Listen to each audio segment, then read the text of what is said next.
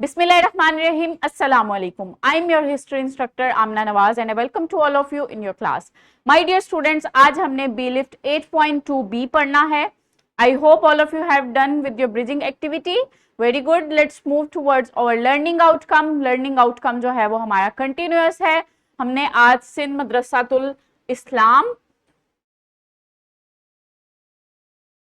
Sindh मदरसातुल Islam Deoband and नदवत schools के बारे में पढ़ना है कि उन्होंने क्या क्या इन इंस्टीट्यूट्स की वजह से क्या क्या एजुकेशनल रिफॉर्म्स हुई for the Muslims. Let's move towards our focus contribution of various educational institutions.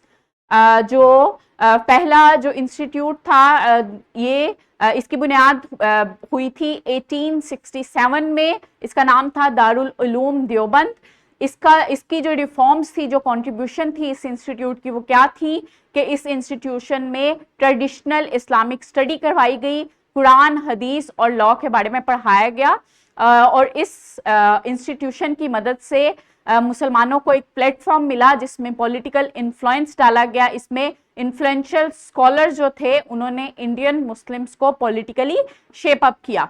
उसके बाद जो है सिंध मदरसातुल इस्लाम 1885 में इसकी बुनियाद रखी गई. और इस जो इंस्टीट्यूशन की जो रिफॉर्म थी वो ये थी कि इस इंस्टीट्यूशन में ट्रेडिशनल इस्लामिक स्टडी के साथ जो है इंग्लिश, मैथमेटिक्स और साइंस के जो अलूम थे इन पर भी नज़रसानी की गई और ये भी स्टूडेंट्स को पढ़ाया गया. सो इस इंस्टीट्यूशन ने मुसलमानों को एक प्लेटफॉर्म दिया कि वो अपने आप को पब्लिकली जो है वो पार्टिसिपेट कर सके पब्लिकली और पॉलिटिकली अपने आप को एम्पावर कर सके. तो द लास्ट वन इज नदवतुल उलमा.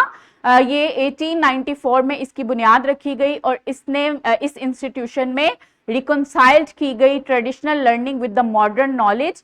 और इस इंस्टीट्यूशन ने जो है वो मुसलमानों को सोशली, इकोनॉमिकली डेवलप किया और उनको पब्लिकली पार्टिसिपेट करने के लिए और एम्पावर करने में हेल्प आउट किया. तो ये तीन इंस्टीट्यूशन थे. दारुल उलूम देवबंद जिसमें जो है ट्रेडिशनल स्टडी थी, और सिंध मदरसातुल इस्लाम जो था उसमें ट्रेडिशनल के साथ मॉडर्न वेस्टर्न सब्जेक्ट्स का भी कॉम्बो था और दोनों जो है वो एक साथ बच्चों को पढ़ाया गया. नदवतुल उलमा में रिकंसाइल किया गया ट्रेडिशनल को विद मॉडर्न नॉलेज के साथ. So that's over here. The next one is your formative check and the last one is formative check and thrive जो आपने अपनी practice book पे perform करना है. I hope all of you have done well. We will meet in our next session. Inshallah. Allah Hafiz.